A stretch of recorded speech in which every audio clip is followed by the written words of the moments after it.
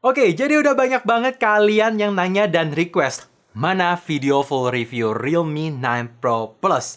Jawabannya gue memang sengaja nunggu pemakaian jangka lama, ya minimal 1 bulan, supaya kalau misalkan kalian lagi nyari smartphone baru dan nabungnya susah-susah, ya bisa dapat kesimpulan apakah harus beli atau skip. Ya minimal kalian gak akan nyesel dengan keputusan yang kalian ambil.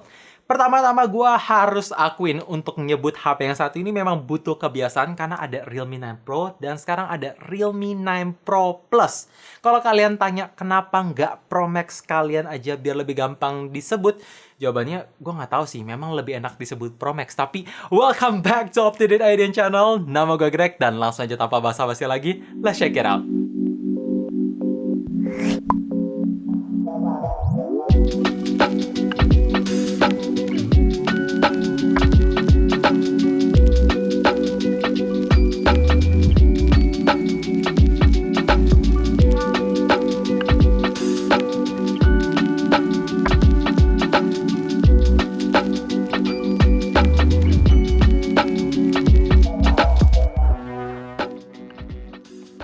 Harus gue akui, dengan langkah Realme membawa sensor flagship di HP mid-range mereka, ini game changing dan berani. Yes, walaupun cuma membawa setup triple kamera, tapi untuk primary lens sudah menggunakan resolusi 50 megapiksel dengan sensor Sony IMX766, dan untuk lensa lainnya ada 8 megapiksel ultra wide angle dan 2 megapiksel macro lens yang jujur akan jarang banget kepake sama gue.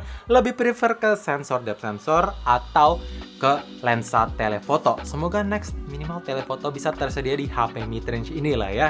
Jadi untuk di video ini gue mau bahas di primary lens aja. Ketika foto-foto berbarengan dengan HP Google Pixel 6 dan iPhone 13 Pro, gue cukup terkejut karena masih bisa bersaing. Walaupun memang dalam segi warna masih lebih prefer di Google Pixel 6 karena terlihat natural, dan dalam segi dynamic range highlight masih lebih konsisten di iPhone, tapi dalam segi detail ini bisa tajam banget, saturationnya oke, dan kalau kita ngomongin beberapa hasil foto dynamic range-nya, ya bisa bersaing, padahal gue belum nyalain fitur HDR.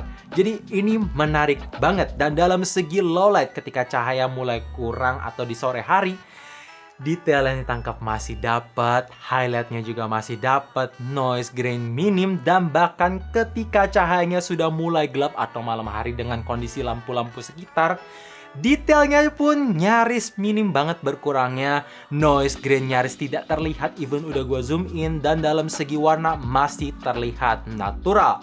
Untuk fitur night mode, gue suka beberapa hasil foto karena kontrasnya bisa naik, walaupun memang saturationnya agak berlebihan, tapi detailnya bisa makin tajam. Jadi kalau misalkan kalian pengen foto di tempat yang nyaris no light, nyalain fitur night mode, tapi kalau misalkan masih ada cahaya, pakai fitur auto aja karena terlihat lebih natural. Dan untuk lensa ultrawide gimana bang? Oke, gue bahas sedikit aja. Dalam segi dynamic range masih kurang konsisten. Ya, beberapa hasil foto highlightnya bisa lebih dominan, jadi warna langit agak pucat, tapi beberapa ketika kita fokusin ke langit, dynamic range-nya bisa bagus, tapi ada extra software sharpening-nya agak berlebihan. Jadi gue sangat demand ke Realme untuk memberikan resolusi yang lebih tinggi, sehingga hasil foto dengan primary lens itu jadi nggak jauh beda. Dan semoga ya itu tadi, lensa telefoto tersedia. Oh ya, untuk night mode juga masih bisa diimprove lagi lewat software update biar lebih natural aja. Oke, untuk perekaman video HP ini memang support sampai 4K 30fps, tapi sangat disayangkan ketika kita aktifkan mode tertinggi ini, OIS plus IIS tuh nggak bisa berjalan barengan, alias IIS-nya mati. Padahal sudah ada OIS yang mumpuni, chipsetnya juga udah support 4K. Gue berharap semoga di next update Realme bisa menginclude atau menambahkan IIS di mode tertinggi supaya terkesan nggak percuma dan terkesan nggak gimmick. Karena kalau sekarang ini kalian bilang agak percuma, ya gue setuju kalau misalkan kalian adalah content creator yang pakai HP untuk bikin video. Tapi kalau misalkan kalian adalah orang-orang casual yang pakai untuk sekedar record video, ketika diturunin 1080p 30fps harus gua akui ini stabil pakai banget karena OIS plus IIS bisa berjalan bersamaan untuk menghasilkan video yang terlihat lebih bagus saat panning kiri kanan, dia nggak kaku kayak robot. Ya kalau sebelumnya IIS-nya tuh agak kaku, sekarang bisa lebih bagus, otomatis detail pun bisa lebih tajam. Dan untuk lensa ultrawide tentu masih mengandalkan IIS yang oke lah, masih cukup stabil. Dan untuk perekaman video kamera depan juga tentu masih mengandalkan IIS dengan resolusi tertinggi mentok di 1080p 30fps. Jadi kalau kalian mau pakai untuk vlog masih oke lah. Cuma ya itu tadi 4K-nya gak stabil karena gak ada IIS-nya. Panel layar di HP ini masih menggunakan Super AMOLED yang which is good karena masih Super AMOLED. Tapi ketika gue coba nonton, sekarang punya karakteristik warna yang berbeda. Lebih colorful dan layarnya bisa lebih cerah. Nah, pas gue cari tahu di settingan, ternyata color mode-nya default ada di Vivid. Pantes lebih kelihatan berwarna. Tapi ada satu hal kecil yang bikin gue senang karena sekarang screen mode-nya itu flexible. Kalian bisa pilih cinematic di mana warna lebih saturated dan warna lebih condong ke warm, atau tersedia brilliant di mana layar lebih condong ke cold dengan warna yang lebih balance. Kalau gue sendiri lebih prefer ke Vivid karena terlihat lebih berwarna dan colorful, jadi konten pun makin lebih bagus. Sekarang untuk refresh rate akhirnya sudah kembali menggunakan high refresh rate yaitu di 90Hz. Yang jujur agak kecewa kenapa nggak menggunakan 120Hz kayak di versi Pro. Tapi untungnya punya touch responsitivity sampai 300 touch sampling. Jadi sentuhan apapun tuh berasa banget responsif. Dan so far gue nggak ada ngerasain touch delay ataupun multi touch issue saat main game ataupun scrolling sana sini. Bagus. Dan kalau kita ngomongin soal ketahanan layar, sudah menggunakan Corning Gorilla Glass 5 plus dapat free screen protector bawaan. Jadi ya lumayan lah ya, nggak usah beli tempered glass tambahan. Software di HP ini memang sudah run di Android 12 plus Realme UI 3.0 terbaru. Bahkan untuk pertama kalinya di Realme Number Series, mereka bisa menjanjikan 2 tahun software update yang lumayan lah ya lifespan-nya. Tapi rasanya menurut gua udah saatnya Realme bisa memberikan user interface buatan mereka sendiri yang didevelop sama mereka sendiri. Gak hanya rebranding dari ColorOS dan rebranding secara icon, tapi lebih kayak OnePlus di mana mereka bisa mendevelop Oxygen OS yang ternyata banyak orang suka. Jadi karakteristiknya OnePlus. Ya memang sih sekarang Realme UI dan ColorOS itu bagus karena easy to use, fitur-fiturnya banyak. Tapi semoga ada pembeda yang jadi benar-benar karakteristik Realme gitu loh. Apalagi ini udah independent brand kan. Dikarenakan Realme mau terus bikin HP mereka semakin tipis, jadi otomatis kapasitas baterai yang dikasih gak bisa nambah alias segitu-segitu aja di 4500 mAh. Apakah harus dibuletin ke 5000? Ya mungkin, tapi pinternya Realme, mereka nggak berusaha untuk naikin baterai, tapi mereka fokusin ke hardware lain supaya bisa lebih hemat daya, kayak panel Super AMOLED yang low power consumption. Chipset baru dengan FinFET fabrikasi yang lebih kecil sehingga bisa lebih efisien. Dan refresh rate dikasih 90Hz. Jadi ketika selama 1 bulan menggunakan HP ini, coba gue pakai intensity koneksi seluler data untuk main game, nonton YouTube, dan scrolling Instagram, masih bisa tembus screen on time 6 jam setengah. Ya nyaris, tapi lumayan banget bisa bertahan seharian penuh. Bahkan ketika gue coba pakai menggunakan koneksi Wi-Fi tanpa seluler data untuk nonton YouTube, Netflix, main game, dan scrolling Instagram, masih bisa dapat screen on time 8 jam lebih dengan standby nyaris 2 harian lebih. Jadi ini masih awet. Dan bahkan pinternya lagi, mereka kasih kecepatan charging yang lebih cepat di 60 watt super dark. Jadi pengisian daya dari angka 0 sampai 100% cuma 40 menit. Jadi walaupun memang baterainya gue cukup sayangkan nggak 5000 mAh, tapi masih tergolong awet dan nge-charge-nya yang penting ngebut. Seperti yang tadi gue bilang barusan, HP ini menggunakan chipset terbaru dari MediaTek yaitu Dimensity 920 dengan sistem fabrikasi 6 nanometer dengan skor Antutu bisa hit di 490 ribuan. Akhirnya ada chipset baru di Realme Number Series.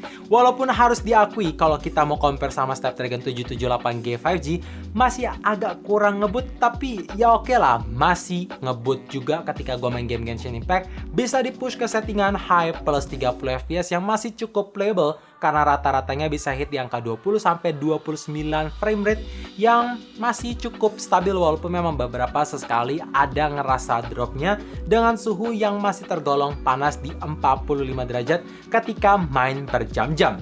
Tapi saran gue kalau kalian mau playable, turunin aja ke medium plus 60 fps, maka jauh lebih stabil dan konsisten, suhu pun bisa lebih rendah 2 derajat. Sedangkan untuk game kedua yang gue coba adalah PUBG Mobile. Setelah Realme 6, akhirnya ada HP ini atau HP Realme yang bisa dapat settingan smooth ekstrim lagi. Tentu bisa lock di angka 60 fps yang sangat stabil. Walaupun sedikit disayangkan belum bisa balance ekstrim, padahal secara chipset harusnya ini capable. Tapi ketika kalian mentokin di HDR Ultra, masih playable kok, bisa hit di 45 fps yang konstan. Fingerprint di HP ini memang masih menggunakan teknologi under display dengan performa unlock yang seperti biasanya Realme tidak pernah mengecewakan, selalu akurat dan ngebut. Bahkan untuk pertama kalinya mereka bisa membawa sensor heart rate monitor di sidik jari seperti HP-HP flagship. Jadi ketika kalian lupa pakai smartband ataupun smartwatch mau ngecek detak jantung, tinggal taruh aja jari kalian di sensor sidik jari. Walaupun memang beberapa kadang nggak bisa kebaca, masih lebih reliable smartwatch, tapi lumayan lah buat alternatif. Oke, jadi banyak yang bertanya sama gue, Bang, apakah HP ini udah support 5G? Jawabannya yes, sudah support 5G. Bahkan kalau kalian punya dua nomor bersama mau ditaruh dalam satu HP ini juga udah support dual 5G, tapi dengan catatan daerah kalian harus ada antena 5G. Kalaupun belum ada, minimal HP ini udah feature proof. Kedua, Bang, gimana soal expansion? Apakah tersedia slot microSD? Jawabannya karena HP ini adalah HP mid-range kelasnya flagship atau HP mid-range yang menuju flagship. Jadi tentu expansionnya ngikutin HP flagship di mana tidak tersedia slot microSD. Jadi ya kalau kalian pilih internal 128GB ya harus bercukup aja atau berpuas dengan kapasitas segitu ya. Oh ya, ada satu fitur kecil yang underrated banget tapi sangat-sangat berasa ketika gue pakai HP ini selama 1 bulan, yaitu haptic vibration. Karena gue pakai HP ini untuk ngetik-ngetik, ngelakuin multitasking sana-sini atau buka tutup aplikasi sana-sini, getarannya sekarang lebih enak, bahkan bisa kalian custom, mau gentle atau soft. Pokoknya kalau kalian pilih gentle ataupun soft, getarannya mirip-mirip kayak HP flagship. Jadi berasa mahal, berasa lembut, tapi ya tetap berasa tactile gitu. Mantap, pertahankan Realme.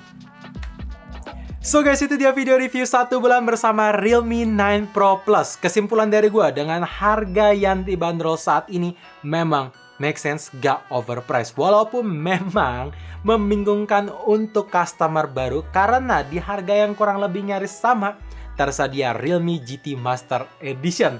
Tapi gampangnya gini, biar gue bantu. Kalau misalkan kalian nyari smartphone all-rounder, ya ngincer performa, ngincer fitur-fitur, lifespan panjang, dan mengutamakan kamera, langsung beli Realme 9 Pro Plus.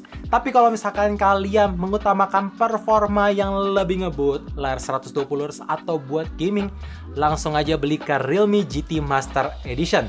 Di next kayaknya Realme memang mesti hati-hati untuk bandrol harga biar nggak membingungkan calon customer baru. So thank you for watching. Jangan lupa like dan subscribe channel ini sekaligus kalian notifikasinya juga supaya kalian tahu kapan video baru diupload. And as always, stay safe, stay healthy, dan stay updated with up to date.